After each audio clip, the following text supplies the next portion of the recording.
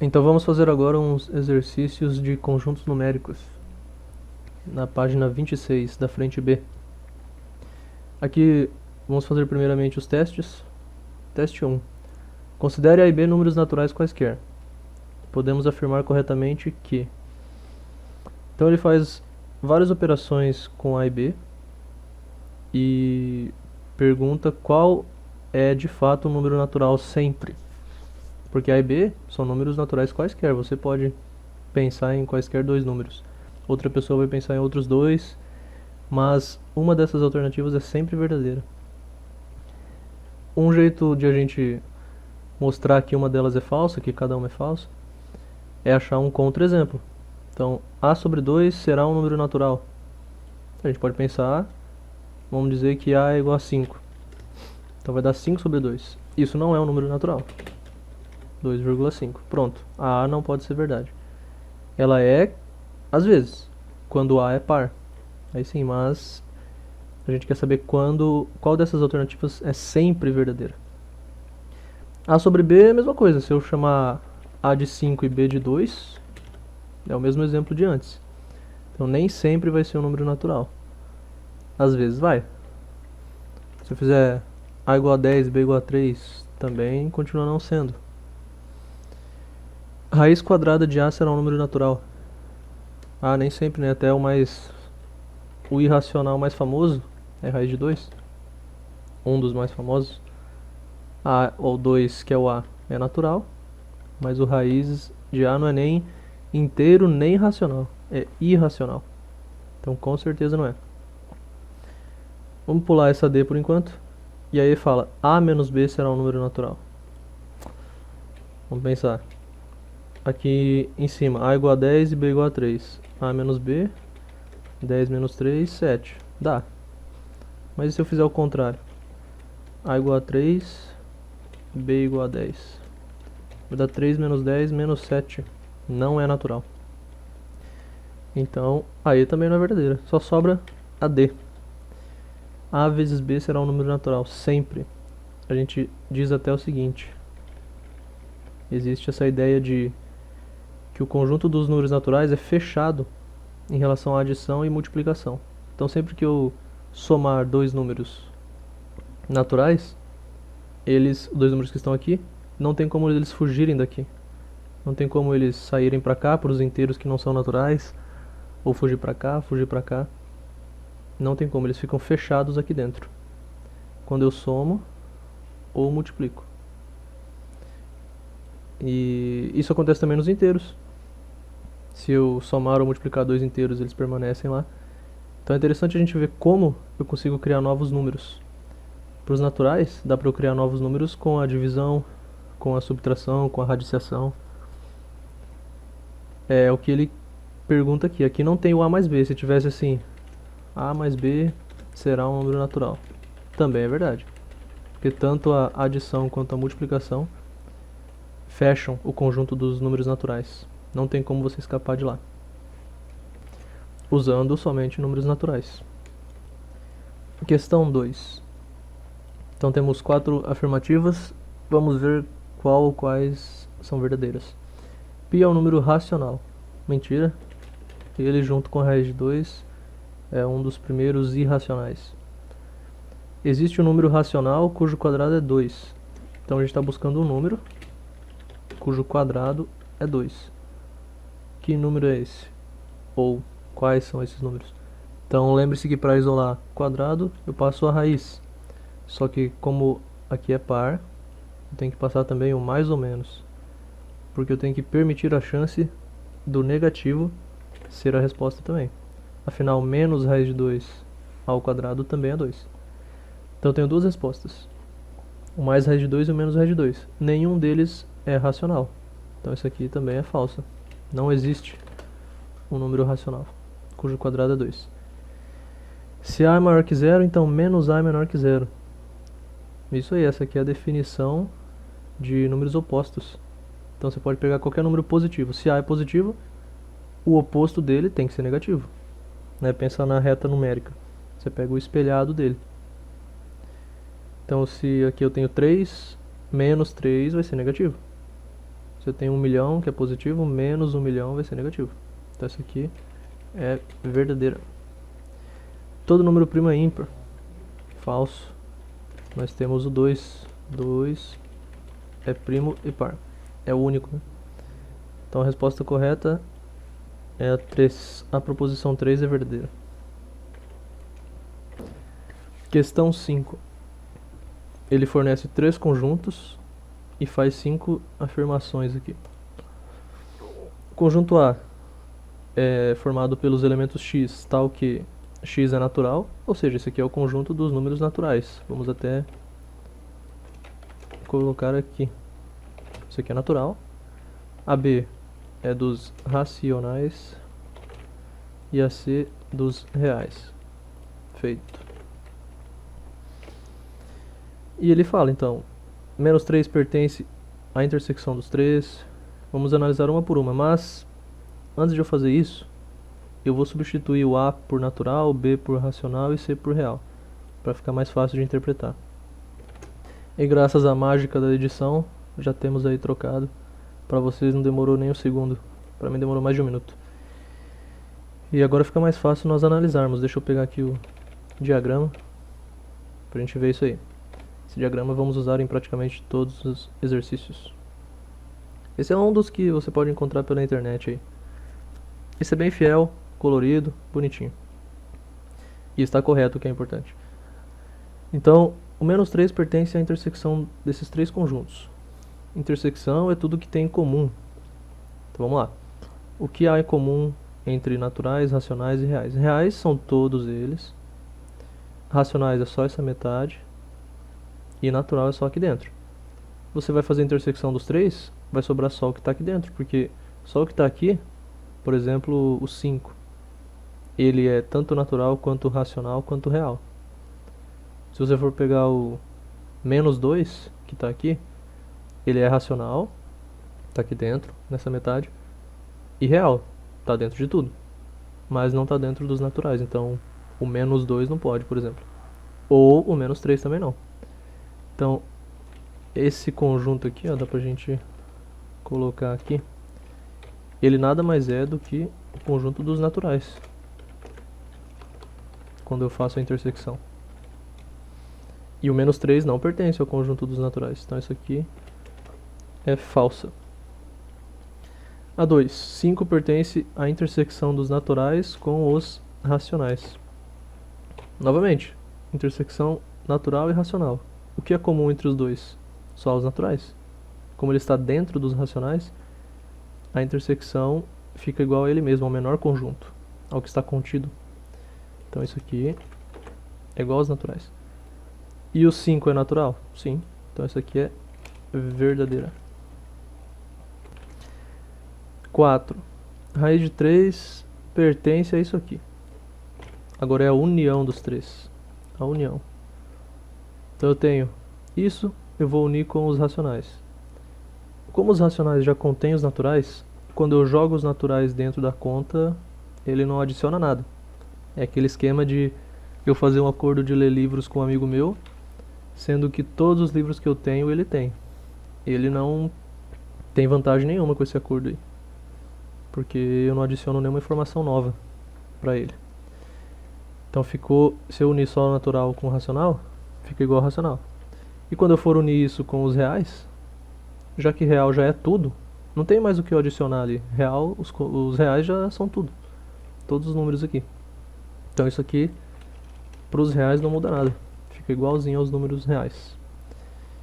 E aí ele pede se raiz de 3 é real, sim. Raiz de 3 é irracional, então ele faz parte dos reais. Raiz de 2 pertence a isso aqui. Intersecção dos racionais com os reais. Então o que tem em comum entre essa metade e o todo? É justamente essa metade, que são os racionais. É a mesma coisa que a gente fez na 2 aqui.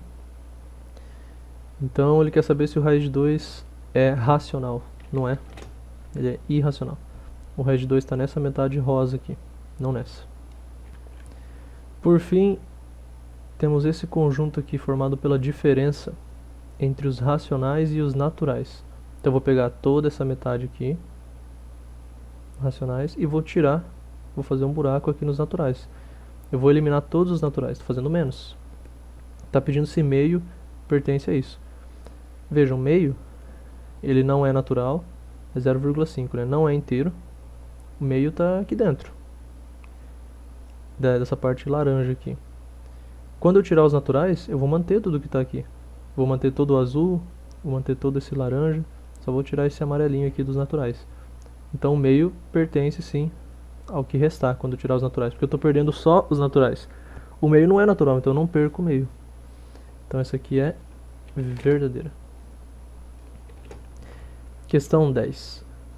Considerando os conjuntos inteiros, racionais e naturais, qual dos números não pertence a esse conjunto aqui? Racionais menos naturais, o complemento disso. Complemento a gente tinha visto também de outra maneira antes, tipo assim, com um risco em cima, o complementar, que é tudo que não é. Tudo que não é isso que está entre parênteses. Vamos construir e achar isso. Depois, união com os inteiros. Qual dos números não pertence a isso? Ou seja, tem um número aqui que é diferente dos outros. A gente pode até, por comparação, se der certo, se eles construíram as alternativas do jeito que a gente quer, só por comparação dá pra descobrir. É meio perigoso, nós podemos estar esquecendo de alguma outra estratégia aí, mas às vezes funciona. Por exemplo, eu vejo que o raiz de 2 e o π, os dois são irracionais. Então, se o raiz de 2 não pertencesse aqui, eu acho que o π também não pertenceria. Então os dois seriam resposta, isso não pode acontecer, porque os dois estão na mesma classe, né? Então não tem por que o raiz de 2 ser a resposta, já que o π também seria a resposta. Então já não deve ser nem A nem D. Semelhantemente, o 0 e o menos 1, os dois são inteiros. Então, se fosse o 0, será que o menos 1 também não seria a resposta? Isso não dá pra acontecer. Só que a gente pode pensar assim, não, mas o 0 é natural e o menos 1 não é. Então eles não estão na mesma classe. Se for pensar assim, o 0 é único, o menos 1 é único e esse aqui também é diferente dos outros. Teria esses três. Só que se eu pensar dessa maneira, que esses dois aqui são inteiros, enquanto esse aqui não é, então o único diferente parece ser o 2,13. Beleza, então vamos ver se, agora analisando certinho esse conjunto aqui, se a gente chega à mesma conclusão. Não é matéria do ensino médio, mas o raiz de 2 e o π também são diferentes, de certa maneira. Quem quiser pesquisar aí, pesquise sobre números algébricos e números transcendentais. O raiz de 2 é irracional algébrico, o π é irracional transcendental. Então, os dois também são de classes diferentes. Então nós temos aqui, dá para diferenciar bem todos eles. Esse aqui é algébrico, esse aqui é natural, menos 1 é inteiro, π é transcendental e o 2,13 é racional não inteiro. Então todos eles têm a sua classe, dá para diferenciar, né? Mas vamos ver aqui pelos conjuntos. Eu copiei aqui os dois, né, duas vezes o mesmo esqueminha, para a gente descobrir quanto dá isso aqui. Racionais menos naturais. Complementar disso. Vamos fazer a primeira parte aqui, ó. Vamos lá, vou pegar os racionais. Então isso aqui não me interessa. Peguei aqui os racionais menos os naturais. Então vou apagar os naturais. Vou apagar essa bolinha aqui. Foi. Complementar disso. Tudo que não é isso. Ó, sobrou isso. Então o que não é isso aqui? Vamos comparar com o que está aqui, ó. Vamos marcar com um lápis. O que não está aqui nesse diagrama, no que sobrou. O natural não está, porque eu tirei ele. E os irracionais não estão. Essa parte azul está aqui dentro, então eu não marco. Eu só estou marcando o que não está, que é o complementar. Essa parte laranja eu não marco, porque está aqui. Então eu só marquei a amarela e a rosa. Então isso aqui, os naturais e os irracionais, são um complemento disso aqui que a gente avaliou. Então na verdade só me interessam isso, os naturais e os irracionais. Aí então essa parte aqui, essa frase complementar de Q menos N é isso aqui. Aí ele vai fazer a união com os inteiros. Quando eu jogar os inteiros aqui dentro, meus naturais já estão aqui. Quando eu jogar os inteiros, eu só vou ter que adicionar aqui essa parte azul. Então vamos fazer isso. Pronto, nosso conjunto resultante dessa união está aqui. São os irracionais com os inteiros, basicamente é isso. Aquilo tudo lá foi para falar que ele ia pegar os irracionais e unir com os inteiros. Qual desses números aqui não pertencem a esse conjunto? Ó, raiz de 2 e π estão aqui, na parte rosa, irracionais. 0 e menos 1 estão aqui no azul ou no amarelo. 0 está aqui no natural, menos 1 está aqui no azul. E o 2,13? O 2,13 ele estava aqui nessa parte laranja, aqui fora, que não pertence mais, não faz parte mais do meu conjunto. Então o único que não pertence a esse conjunto é o 2,13 de fato. Então a resposta é E. Questão 18. Aqui na 1 e na 2, a gente vai analisar algo parecido com o que fizemos lá em múltiplos. Então fala, se m é divisível por 3 e n por 5, então m mais n é divisível por 15. A gente pode primeiro tentar alguns exemplos. M igual a 9, ele é múltiplo de 3. N igual a 10, múltiplo de 5. M mais n vai dar 9 mais 10, 19. Isso não é divisível por 15. Então isso aqui é falso. Já achamos um contra-exemplo, já é falso. Se tivesse dado certinho, por exemplo, m igual a 30 é divisível por 3. N igual a 15 é divisível por 5. M mais n seria 30 mais 15, 45. Opa, 45 é divisível por 15. Achamos um exemplo que dá certo. Mas achar um exemplo que dá certo não significa que vai dar sempre certo. Então você não poderia marcar verdadeiro, tem que tomar cuidado. Você tem que tentar outra vez e outra e ver se você acha um contra-exemplo. Ou provar de fato que isso aqui é verdade. Porque ninguém tem tempo de tentar para os infinitos casos. Mas se você achou um contra-exemplo, já é falsa com certeza, porque se não acontece uma vez, eu não posso afirmar que acontece sempre. Então, com certeza, isso aqui é falso. O que ele queria que vocês se confundissem é que é o seguinte: m vezes n, isso sim vai ser divisível por 15, porque traz aquela ideia dos múltiplos que eu falei, dos fatores primos. Se um número é divisível por 3, quer dizer que ele tem 3 dentro dele. Lá dentro dele, quando você for decompor, por exemplo, o número, vai aparecer o 3. Mesma coisa para o 5, vai aparecer um 5. Quando você multiplica os dois, você vai juntar o fator 3 desse cara aqui com o fator 5 desse aqui. Juntar 3 com 5 por multiplicação, você vai fazer surgir um 15. E aí sim, então, o número vai ser divisível por 15. Então, o m vezes n é divisível por 15. O m mais n, nem sempre. Acabamos de fazer um exemplo aqui que não dá certo. 2. O quadrado de um número inteiro divisível por 7 também é divisível por 7. Se o número é divisível por 7, então nós temos aqui x é divisível por 7, quer dizer que ele tem 7 dentro dele. É 7 vezes alguma coisa. Um n. O n também é inteiro. É algum 7 aqui, ele tem. Pode ter outro 7 aqui dentro, não interessa. Ele tem pelo menos um 7. Para ele poder dividir por 7. Se você levar isso aqui ao quadrado, quanto vai ficar x ao quadrado? Vai ficar 7 ao quadrado vezes n ao quadrado, né? Tudo ao quadrado. Vejam, o x ao quadrado, que é o quadrado do número que eu quero, também tem 7. O 7 não sumiu. Isso aqui vai virar 49. Mas 49 tem 7 duas vezes, né? Então, você não consegue fazer sumir o 7 quando você leva ao quadrado. Pelo contrário, você dobra a quantidade de 7 que ele tem. Se ele tinha um 7 só, ficaram 2. Se tudo aqui ele já tinha 3 7s, ficaram 6. Você está dobrando a quantidade de 7s. Então ele continua sendo divisível por 7. Se eu for dividir esse número aqui por 7, né, x ao quadrado, vou dividir por 7. É a mesma coisa que eu dividir tudo isso aqui por 7.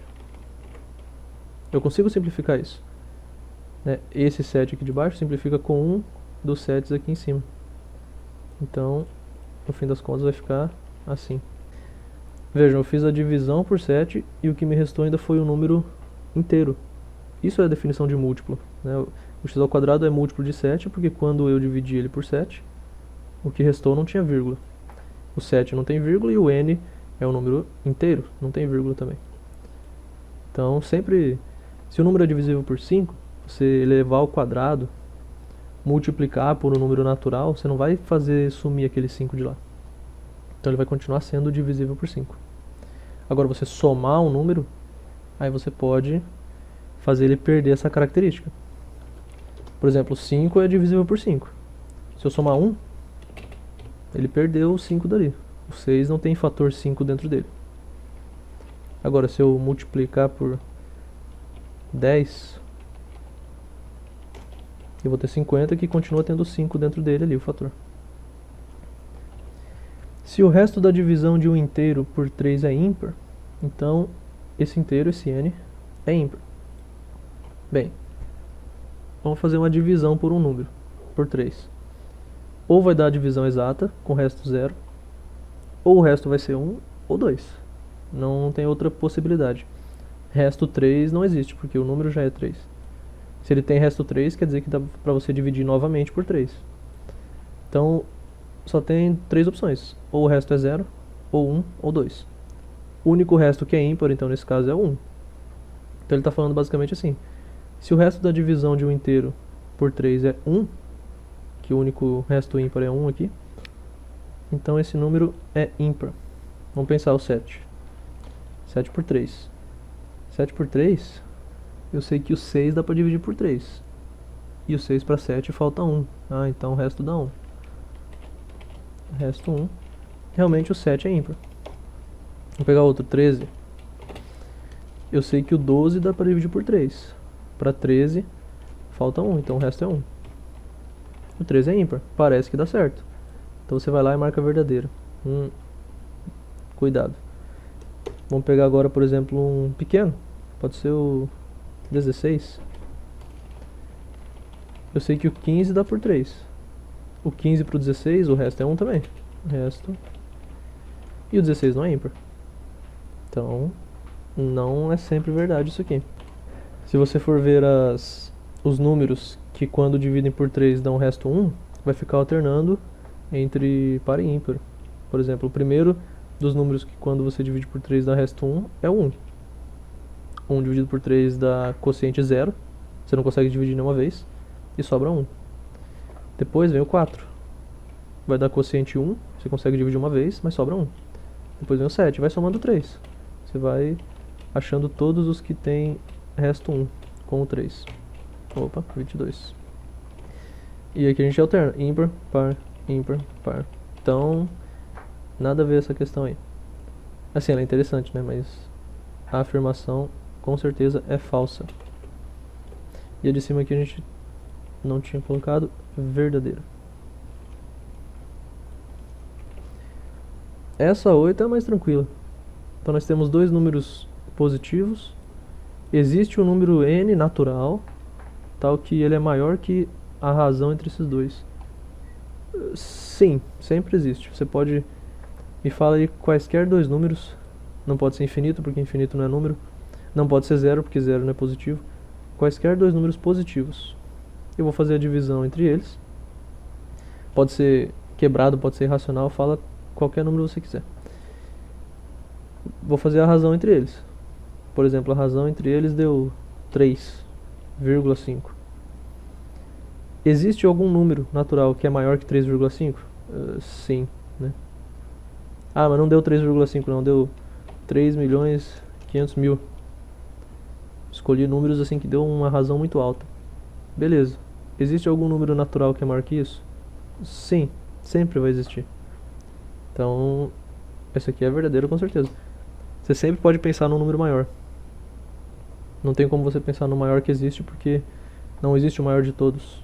Lembrando que infinito não é número, é um conceito. Então não tem, sempre pode, por mais grandioso, por maior que seja o número que está aqui, que é a razão, você sempre consegue pensar em um maior. É só pegar o natural, o próximo natural. o sucessor. Ou se não deu natural isso aqui, deu 0,6, pega o inteiro, arredonda para cima, por exemplo. Você sempre vai achar o maior. Então essa 8 aí, tranquilinha, verdadeira. Se x é um número real positivo, então o quadrado é maior que ele. A gente sabe que o quadrado geralmente aumenta o número, né? 3 ao quadrado é maior que 3. Sim. Então ele quer pegar vocês nessa pegadinha aí. Que isso não acontece sempre, né? Já fizemos isso. Por exemplo, 0,1 ao quadrado é 0,01. Quem que é maior? O meu original ou o meu quadrado? O quadrado é esse aqui. É o resultado da operação quadrática. Ó, o quadrado é o 9. É maior que o 3, beleza. Tá respeitando. O quadrado é esse aqui. Não é maior que o original. Ele é menor. Então sempre que eu for multiplicar, que eu for levar ao quadrado um número que está entre 0 e 1, é sempre 0, alguma coisa, ele não vai dar, ele vai dar menor, sempre. Ou um outro jeito fácil também de falsear essa afirmativa aí é fazer x igual a 1. 1 ao quadrado é 1. Quem é maior, o quadrado ou o original? Ninguém. Então o meu quadrado não é maior que o original. Ele está falando que é, sempre. Então é falso também. Essa 32 fala sobre aquele conceito que eu tinha falado de um conjunto ser fechado. Então ele está falando do produto de dois números irracionais. Ou seja, será que os irracionais são fechados em relação à multiplicação? Será que quando eu multiplicar dois irracionais, e distintos ele quer na verdade, o resultado é sempre irracional? Então, por exemplo, se fossem números iguais, raiz de 2. É fácil eu mostrar que nem sempre vai ser irracional. Raiz de 2 vezes raiz de 2 é 2, pela definição da raiz. Então vejam, multipliquei dois irracionais, saí dos irracionais, eu fui para os racionais. Foi para o 2. Então, aqui já se vê que os irracionais não são fechados quanto à multiplicação. Mas ele quer distintos. Isso aqui não está valendo por enquanto. Distintos. Então vamos pensar aqui, raiz de 2, pegar os dois mais famosos, a raiz de 2 vezes π. Isso aqui vai dar a raiz de 2 vezes π, não tem o que fazer, né? Isso aqui continua sendo irracional, com certeza. Então não fugir dos irracionais. Raiz de 2 vezes raiz de 3. Isso aqui vai dar raiz de 6. Só multiplicar lá dentro, 2 vezes 3. Continua sendo irracional. Não consegui fugir, parece que é verdadeiro isso aqui, por enquanto. Mas se eu pegar, por exemplo, raiz de 2 vezes raiz de 8, vou multiplicar lá dentro, 2 vezes 8, 16. Opa, raiz de 16 é 4. Então multipliquei dois irracionais distintos e cheguei num racional. Então nem sempre é um irracional. Então isso aqui é falsa.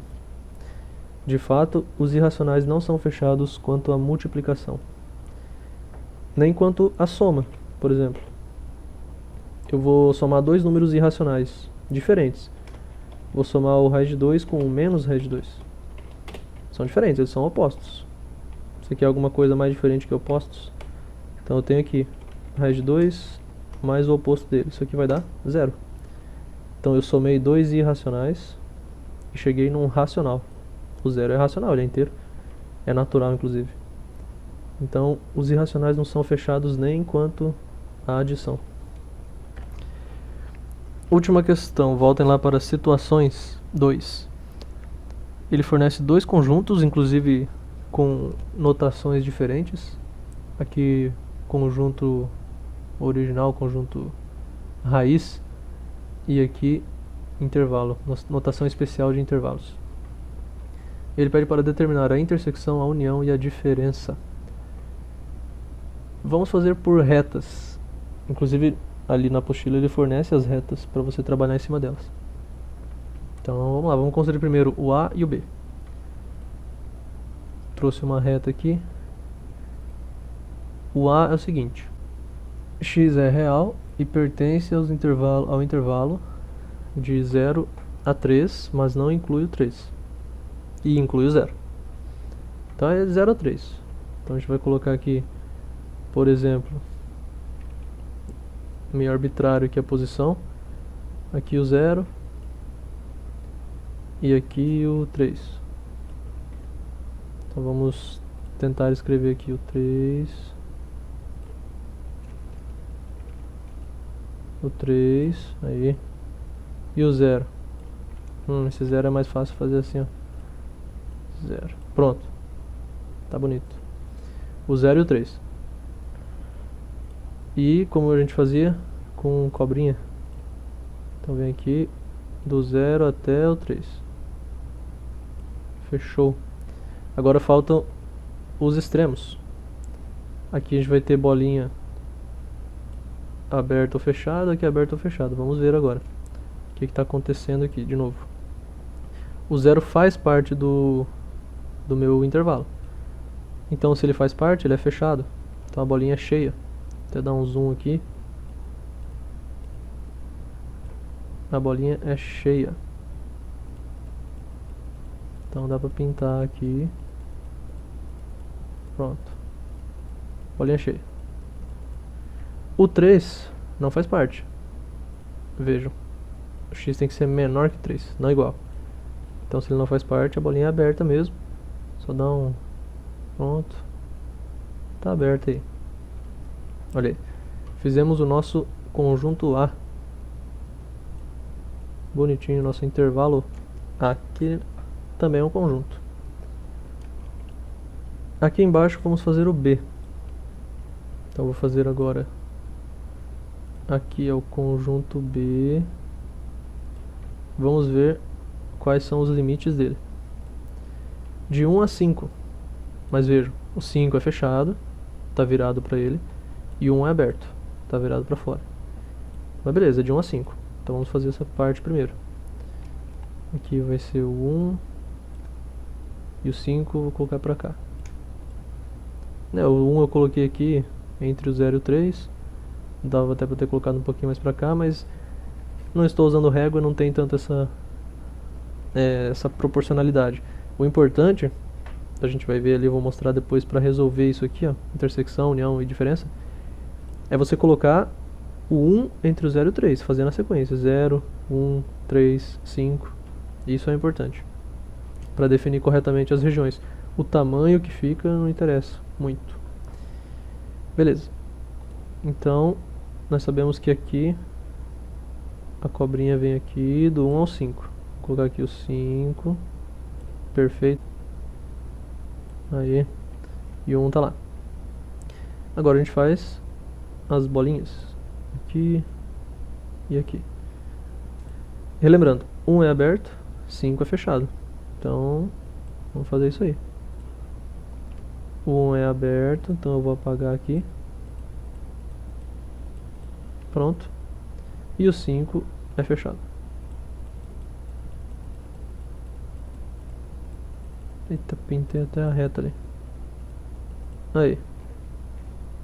Perfeito. Agora a gente vai usar isso para construir esses conjuntos aqui. Bora lá. Então aqui eu coloquei mais 3 retas, que é onde a gente vai construir os conjuntos, intersecção, união e diferença que ele pede. Para isso, minha sugestão é a seguinte. Para cada número que nós temos aqui como limitantes, ou limites, 0, 1, 3 e 5, vocês vão estender a reta de cada um deles para todas as retas numéricas. Então a gente vai pegar aqui do 0 e do 3. Beleza. Agora faz a mesma coisa pro 1 lá de cima, certinho, e pro 5. Dá pra ser um pouquinho mais pra cá. Aí. Fechou. Com isso a gente define, vamos focar nessa reta aqui, ó. Definimos 5 regiões. Essa região, essa aqui entre a vermelha e a azul, essa aqui entre a azul e a vermelha, mais essa aqui e essa última. Então nós vamos para cada uma dessas retas aqui, vamos analisar cada região. Vamos para intersecção primeiro. Intersecção só pega o que é comum, o que tem nos dois conjuntos originais, A e B. Então eu vou olhar essa primeira região aqui. Tem nos dois conjuntos? Não, não tem nenhum, nem no A nem no B. Então não faz parte aqui da minha intersecção. Esse aqui pequeno tem nos dois conjuntos? Tem no A, tá aqui a ondinha, mas não tem no B, então não faz parte da intersecção. Esse grande aqui, ó, do 1 até o 3, tem nos dois? Tem no A, tem no B. Opa, então faz parte aqui sim. Se tem nos dois é porque está na intersecção. Essa aqui só tem em B e essa aqui não tem nenhum. Então a única minha intersecção só tem essa região aqui, que vai do 1 até o 3. Mas a gente tem que ver ainda agora as bolinhas. O 1 e o 3 estão inclusos? Vamos ver. 1 tem no A, faz parte aqui, ó, tá do 0 ao 3, então tá incluindo 1. Mas não tem no B, bolinha aberta. Então ele não faz parte da intersecção, porque só tem um dos conjuntos. Então eu venho aqui e a bolinha vazia, aberta. O 3 faz parte do B, que vai do 1 até o 5, o 3 está aqui no meio. Mas não faz parte do A, está aberto. Então a gente vai deixar aberto aqui também. Pronto, essa é a minha intersecção. A intersecção está entre 1 e 3. A gente pode escrever isso aqui, ó. Então a primeira resposta que nós temos, vamos fazer em termos de intervalo mesmo, é aberto no 1 e no 3 também. Do 1 ao 3, é entre 1 e 3, né? Não inclui os extremos. Beleza, e a união?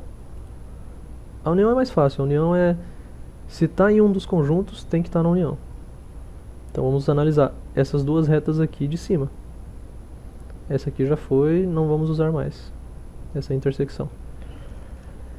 Então eu vou olhar para essas duas retas aqui. Essa primeira região pertence a alguma reta?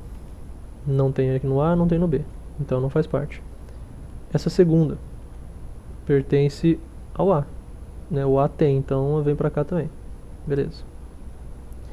Essa daqui tem nas duas, então com certeza está na união. A união pega tudo. Essa daqui não tem no A, mas tem no B, então bota na união. E essa última aqui não tem nenhum dos dois, então não coloco. Ou seja, eu estou indo do 0 ao 5, mas eu tenho que ver como são os extremos, se os extremos estão inclusos ou não. Vamos ver. O 0 faz parte do A, então ele faz parte da união, então eu vou pintar. O 5 faz parte do B, então eu também coloco ele na união. Então eu vou pintar o 0 aqui e o 5 também. Tá lá. Esse 5 aqui ficou pequenininho. É só pintar tudo. Beleza. Então nós temos que a união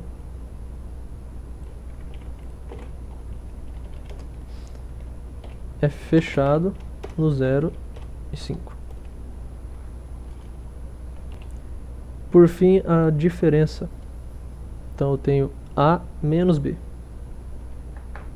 Então, lembra que eu falei quando a gente estava construindo com diagramas.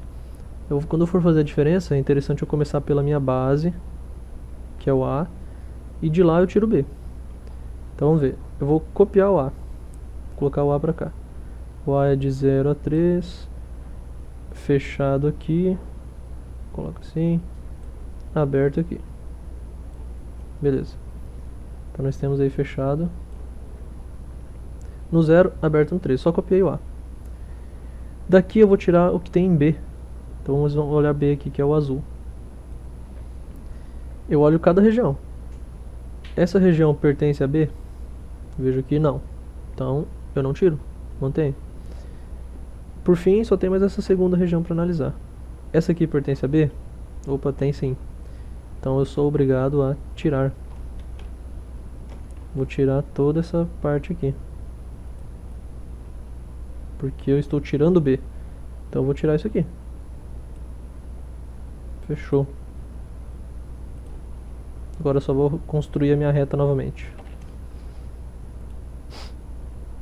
Daqui, opa, assim, daqui até aqui. Fechou. Então sobrou isso aqui, somente do 0 ao 1. Mas eu tenho que ver se o 1 pertence ou não. Ele estava no A, beleza, então ele pertence ao A. Eu tenho que ver se o B é capaz de tirar esse 1. O B só é capaz de tirar 1 se o B possuir 1. Se o 1 pertencer ao B. Vejam, o 1 não pertence ao B. Então, o 1 não sai. Eu estou tirando o B, né? Mas o B não tem 1, então não tem por que eu tirar 1. Então aqui nós ficamos com o conjunto de 0 a 1, incluindo os extremos. Então nós temos aí nossos diagramas, nossas retas. A menos B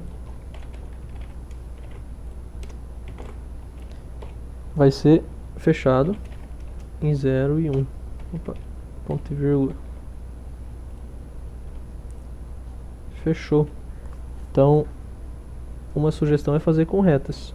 Quem quiser tentar fazer direto assim, só olhando as frases aqui, né, ó, de 0 a 3, 1 a 5. Bem, quando eu for unir tudo isso, eu vou ter de 0 a 5. Mas os dois extremos estão inclusos? Sim, o 0 pertence aqui ao limite inferior, o 5 está fechado aqui no superior, então realmente é de 0 a 5. Dá para fazer direto, tem questões que são mais fáceis ou mais difíceis de você fazer direto assim, né? A diferença não é tão legal de fazer direto.